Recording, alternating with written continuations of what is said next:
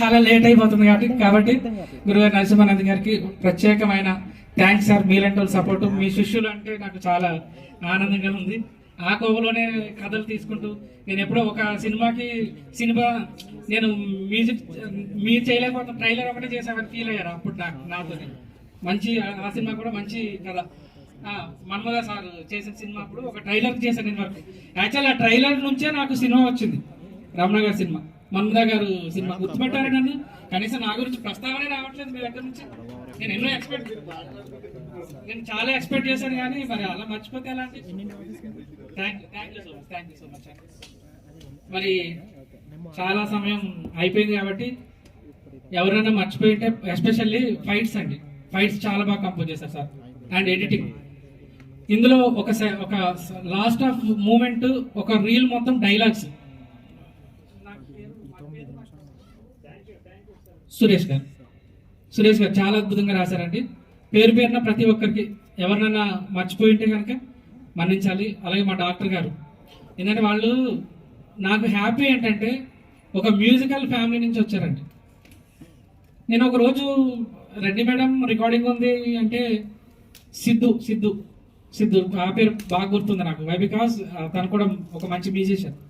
నేను తత్కారం చెప్తున్నా షహనాకి, నాదస్వరం రికార్డ్ చేసినప్పుడు తత్కారం చెప్తున్నా, 4 కేజీ స్వరం పాడేస్తున్నా, నేను ఇట్లా స్వరం పాడేస్తున్నాను ఆయన. సో నాకు చాలా హ్యాపీ అనిపించింది. ఓకే, సంగీతంలో ఉన్న వాళ్ళతోటి సంగీతం చేయడం నాకు చాలా ఆనందంగా. ఆ రోజు మీకు గుర్తుందా అని పెడుతుంటే అని పాడేశాను. బేసికల్గా నేను వయలినిస్ట్ అండి, నాకు టచ్ ఉంది, పక్క క్లాసికల్ నోటేషన్ చేస్తాను కాబట్టి నాకు చాలా బాగా అనిపించింది. అద్భుతం. ఇంకా డైరెక్టర్ గారి గురించి చెప్పాలంటే ఇంకా వచ్చే సినిమాలోనే చెప్తాను. ఇంకా ఈ సినిమాకి మరి ఇంకా అందరికీ పాపం చాలా టైం అయిపోయింది, 6 గంటల నుంచి కూర్చోబెట్టేశాం.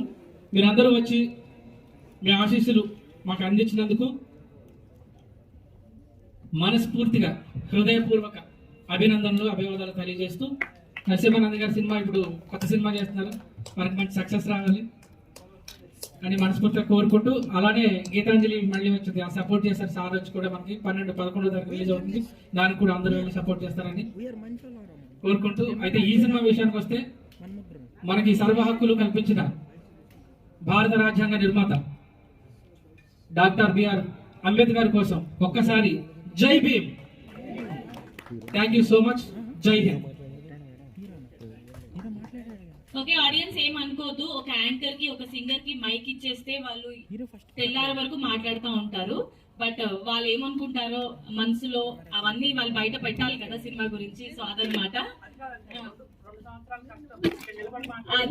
అది 2 సంవత్సరాల కష్టం కాబట్టి అదంతా ఒక సంతోషంగా అండ్ ఆనంద బాష్పాలుగా ఈ రోజు మన ముందుకు తీసుకొచ్చారు రాజా.